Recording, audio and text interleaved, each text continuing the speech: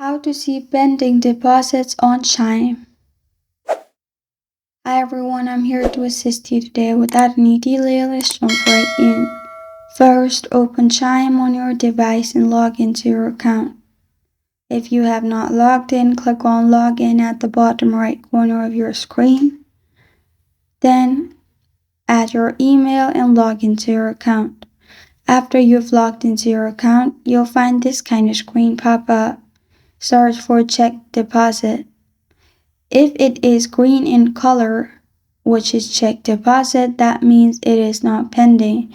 But if it's red in color or any other color, that means your deposit is pending. Make sure you check deposit. This is how to see pending deposits on Chime.